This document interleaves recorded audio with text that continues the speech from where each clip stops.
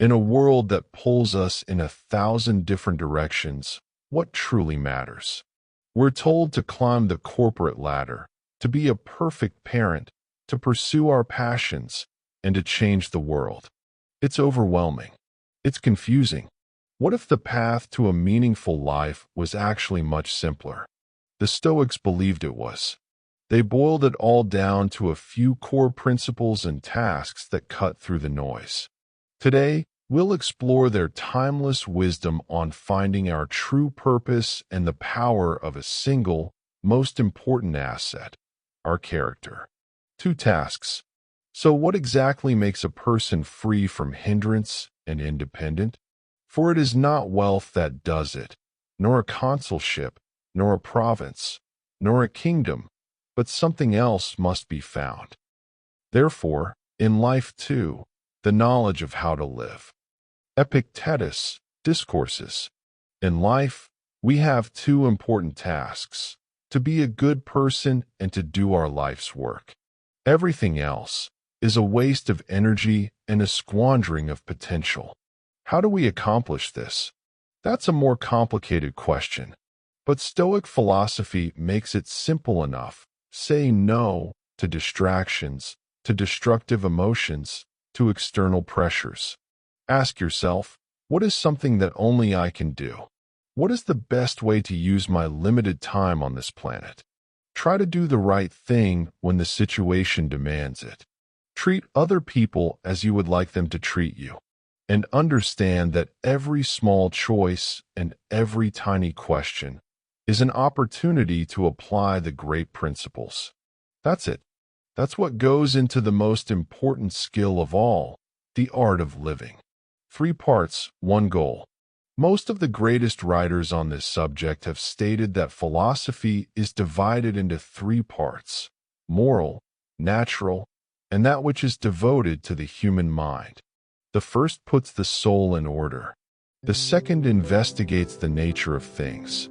The third tests the properties of words, their arrangement, the types of proofs, so that falsehood may not creep in under the guise of truth. Seneca, Moral Letters to Lucilius. So, these are our 2 primary tasks. But how do we learn the skill needed to accomplish them? The very art of living. The Stoics provided a framework.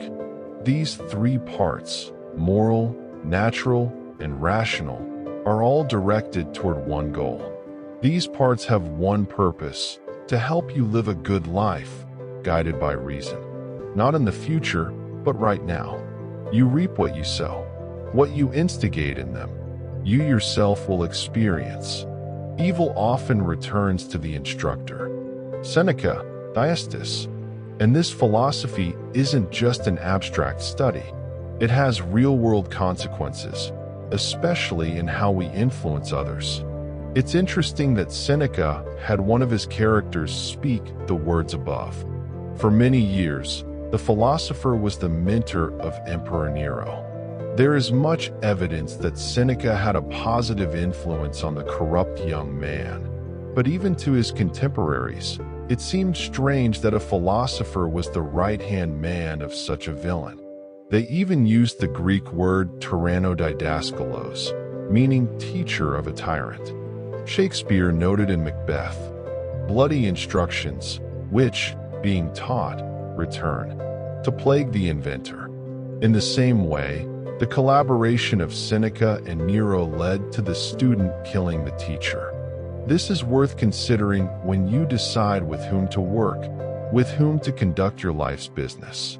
If you show a client that it is acceptable to act unethically or illegally, will you not get that back from them at the most inopportune moment, when you are not ready, when you suspect nothing? If you set a bad example for your employees, colleagues, children, will they not betray you? Will they not harm you in the future? You reap what you sow. In the East, they call it karma.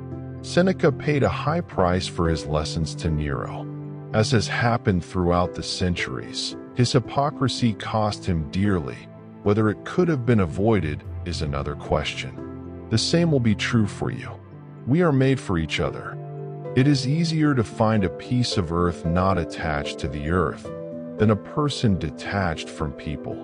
Marcus Aurelius, Meditations. The tragic story of Seneca and Nero is a stark reminder of how our relationships can shape our destiny. It might tempt some to withdraw from the world, to avoid the risks of human connection. But the Stoics insist this would be a mistake, a violation of our very nature. Marcus Aurelius and other Stoics were, of course, not familiar with Newtonian physics. But they knew, if something goes up, it must come down. Here is the analogy the philosopher uses. Our interdependence with our fellow humans is stronger than the laws of gravity. Philosophy attracts introverts. Studying human nature can help you realize the flaws of other people and breed contempt for them. Struggle and hardship act in the same way. They isolate us from the world. However, none of this will change the fact that man is a social animal, as Aristotle put it. We need each other. We must be here for each other. We must care for others and allow others to care for us in return. To pretend otherwise is to violate our nature, to deviate from what it means to be human. Character is destiny. Each person creates their own morals, while chance appoints their occupation. Let some dine with you because they are worthy, and others, so that they may become worthy. Seneca, Moral Letters to Lucilius. If we are indeed made for each other, then the most important question becomes, who should we invite into our lives? And more importantly, what kind of person should we strive to be for others? When an employer decides on hiring a new employee, they look at their school record and previous work experience. The reason is simple. Past success can be an indicator of future success. But is it always so? There are many people who became successful by chance. Perhaps they got into Oxford or Harvard because of their parents. But what about a young person who simply hasn't had time to build a track record? Are they worthless? Of course not. That's why it's better to judge both men and women by their character. Not just for work, but for friendship, for relationships, for everything. Heraclitus expressed it this way: a man's character is his fate. When you strive to advance in life, character is the best leverage, perhaps not in the short term, but definitely in the long term. The same applies to the people you invite into your life. 2 tasks, 1 goal, a deep connection to others, and at the heart of it all, character. This is the Stoic blueprint for a life of meaning.